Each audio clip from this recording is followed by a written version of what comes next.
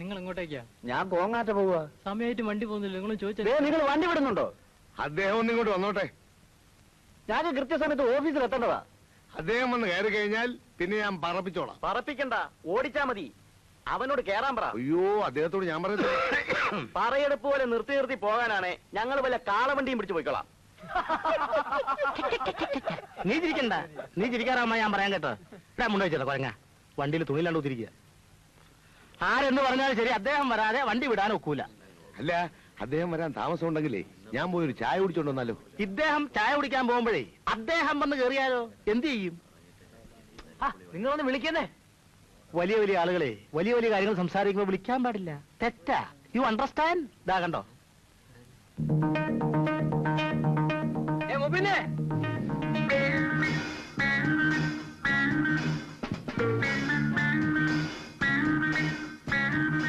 അമ്മാവാ, അല്ല മുബൈൽ തന്നെ വിളിച്ചേ. മുബിനെ വരുന്നതോ ഞങ്ങള് പോട്ടോ?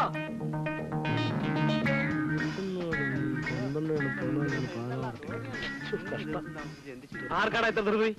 അത്ര ധൃതി അല്ലെങ്കിലേ ഒരു എയറോപ്ലെയിൻ പിടിച്ചങ്ങ് പോ. എയറോപ്ലെയിൻ ചക്കാത്തിനല്ലോ കാശ് നീടല്ലേ. കാശ് തന്നെങ്കിൽ നിന്റെ സൗകര്യത്തിൽ തുള്ളണോ? എന്റെ ബസ്സാണെങ്കിൽ ഞാൻ പറയുമ്പോ ഓടും, ഞാൻ പറയുമ്പോ നിൽക്കും. ഇങ്ങനെ പോയാ ഓടി ഓടി ഒരു ദിവസം നിൽക്കും. നിന്റെ ഗതാഗതം വിളക്കല്ലേ?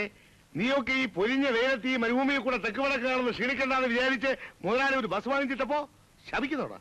ഇവനെ ഒന്നും നിലയ്ക്ക് നിർത്താൻ അറിയാൻ പാടില്ലാഞ്ഞിട്ടല്ല. പെസക് സെന്ററാ, ഉടക്കിയ വണ്ടിക്ക് അതിന്റെ കേട്. അങ്ങനെ ഒരുത്തരം പേടിച്ച് വണ്ടി ഓടിക്കണ്ട. ഇവനോടത്തെ ടിക്കറ്റ് എടുത്തിരിക്കുന്നത്? ഇവൻ മണ്ണൂരല്ലേ? മണ്ണൂര്. ഞാൻ കോങ്ങാട്ടേക്കാ. കോങ്ങാട്ടേക്ക് എത്രയാ ചാർജ്? അത് ഏനം പോലെ വാങ്ങിക്കും. 50 പൈസ. 50 പൈസ കൊടുത്തവനെ ഇറക്കി വിടെ. ടിക്കറ്റ് എടുത്തവനെ ഒന്നും അങ്ങനെ ഇറക്കി വിടാൻ ഒക്കത്തില്ല. എന്നാ ഇവനെ ഇറക്കാതെ വണ്ടി വിടുന്നില്ല. എന്നാ അവനെ ഇറക്കാതെ ഞാൻ വണ്ടി കയറുകയില്ല. നിങ്ങൾ കാരണം ഇത്ര ആൾക്കാരുടെ യാത്ര മുടക്കരുത്. മുതലാളി പറഞ്ഞതാ. പാരമ്പര്യമായിട്ട് പിടിവാശിക്കാരുടെ കുടുംബമാ. 50 പൈസ പിടി. ഞാനായിട്ട് മുടക്കുന്നില്ല. എന്നാ പിന്നെ അതാ നല്ലത്. കാണാം. കാണാം. വേണ്ടേ?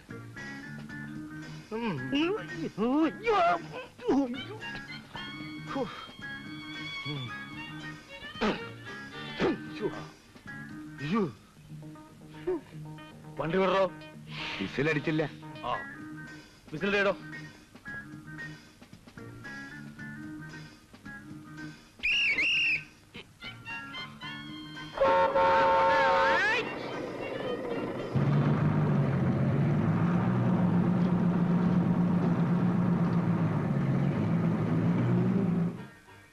ഉദ്ദേശിച്ച സ്ത്രീധന തുക കിട്ടാത്തതുകൊണ്ട് തന്നെയാണ് ഇവന്റെ കല്യാണം ഇത്രയും വൈകിയത്.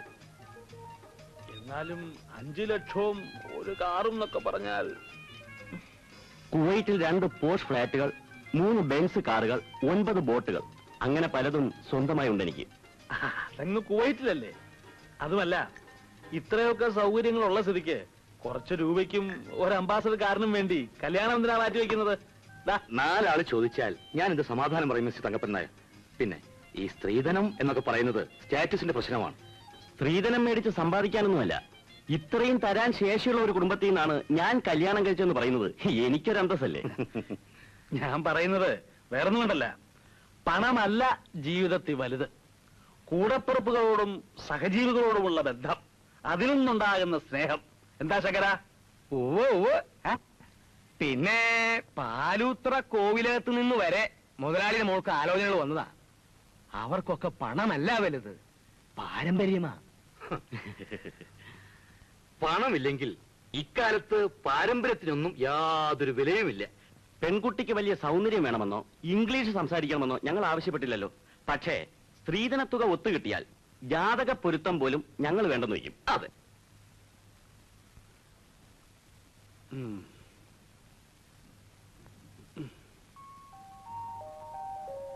ഏതായാലും ഞങ്ങളൊന്ന് ആലോചിക്കട്ടെ. ധൃതിയൊന്നുമില്ല. പിന്നെ ഒരു കാര്യം, അവിടെ നിന്ന് എന്തെങ്കിലും അറിവ് കിട്ടിയതിന് ശേഷം മാത്രമേ ഞങ്ങൾ മറ്റൊരു കാര്യം ആലോചിക്കൂ. അത് ഞങ്ങളുടെ വാക്ക്. അല്ല, പയ്യന് പെണ്ണിനെ ഒന്ന് കാണണ്ടേ? എനിക്ക് നിർബന്ധമൊന്നുമില്ല. പിന്നെ നിങ്ങൾക്ക് നിർബന്ധമുണ്ടെങ്കിൽ പെണ്ണിനൊരു ഫോട്ടോ ഇങ്ങോട്ട് അയച്ചേക്ക്. ഓ ഓ ശരി. അമ്മേ, ഞാൻ അന്ന് പറഞ്ഞിരുന്നില്ലേ വിസയുടെ കാര്യം? കത്ത് വന്നിരിക്കുന്നു. അടുത്ത ബുധനാഴ്ചക്കകം 8,000 രൂപ കൊടുക്കണം. 8,000 രൂപ എവിടുന്നുണ്ടാക്കും മോനെ? പണയം വെക്കാനും വിൽക്കാനുമായി ഇനി എന്തെങ്കിലും ഉണ്ടോ ഇവിടെ? ഇത്രയും നല്ലൊരു ചാൻസ് എന്തായാലും കളയരുത്. ഞാൻ ഏട്ടനോടൊന്ന് പോയി ചോദിച്ചാലോ? അത് വേണ്ടമ്മേ. അതെന്താ? അമ്മാവന്റെ കയ്യിൽ നിന്ന് കാശ് കിട്ടിയാ കടിക്കോ? ചോദിച്ചാലും അമ്മാവൻ തരില്ല. അത് ചോദിച്ചു നോക്കിയാലല്ലേ അറിയാനൊക്കൂ. അമ്മാവന്റെ കാര്യമായതുകൊണ്ട് നേരത്തെ അറിയാം. ഇത്രയും കഷ്ടപ്പാടൊക്കെ ഉണ്ടായിട്ടും ഞാൻ ഇതുവരെ ഏട്ടനെ ശല്യപ്പെടുത്തിയിട്ടില്ല. കാര്യം പറഞ്ഞാൽ ഏട്ടൻ തരാതിരിക്കില്ല. അമ്മയ്ക്ക് അങ്ങനെ ഒരു വിശ്വാസം ഉണ്ടെങ്കിൽ ചോദിച്ചു നോക്കൂ. അപ്പോ 8,000 രൂപ ഞാൻ തന്നാലേ അച്യുതന് ഗൾഫിൽ പോകാൻ പറ്റും. അത്രയല്ലേ ഉള്ളൂ. തൽക്കാലം നിന്റെ 8,000 രൂപ ഇല്ലാത്തത് കൊണ്ട് നീ നിന്റെ സ്വന്തം ചേട്ടനോട് ചോദിക്കുന്നു. അത് തെറ്റല്ല.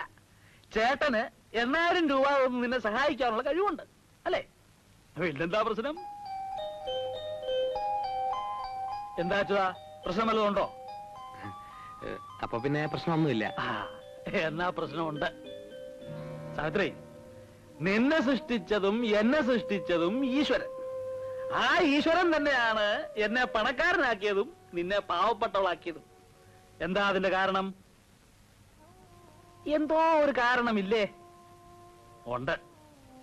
ഓരോരുത്തരുടെയും കയ്യിലിരിപ്പിന്റെ ഫലം. ആ സത്യം പല്ലി കളിച്ച കേട്ടില്ലേ? സർവശക്തനായ ഈശ്വരന് പോലും നിന്നെ സഹായിക്കാനുള്ള മനസ്ഥിതി ഇല്ലെന്നിരിക്കെ ആ ഈശ്വരനെ മറികടന്നുകൊണ്ട് ഞാൻ എന്തെങ്കിലും ചെയ്താൽ എന്തായിരിക്കും അതിന്റെ ഫലം? ഈശ്വരൻ എന്നോട് പറയും, എടാ തകപ്പ, സ്വന്തം ഇഷ്ടപ്രകാരം കണ്ട തെണ്ടിയുടെ കൂടെ ഇറങ്ങിപ്പോയ ഒരുത്തിയെ ഞാൻ ശിക്ഷിക്കാൻ നോക്കുമ്പോ നീ അവളെ രക്ഷിക്കാൻ നോക്കുന്നോടാ തെണ്ടി. നിന്റെ സകല സ്വത്തുക്കളും നശിച്ചു പോട്ടെ. അങ്ങനെ എന്റെ എല്ലാ സ്വത്തുക്കളും നശിച്ച് ഞാൻ പിച്ചപ്പാറ എടുക്കുന്നത് നിനക്ക് കാണണോടി സാവിത്രി?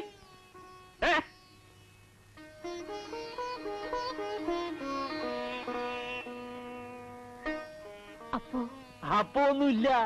നിന്നെ സൃഷ്ടിച്ചതും എന്നെ സൃഷ്ടിച്ചതും ഈശ്വരൻ. അത് തന്നെ എന്റെ കാര്യം.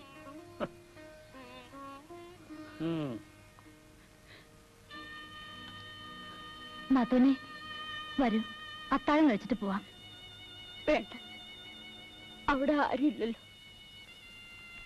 ഞങ്ങൾ പോട്ടെ. അച്ചേട്ടാ, കഴിച്ചിട്ട് പോയാ പോരെ? വേണ്ട.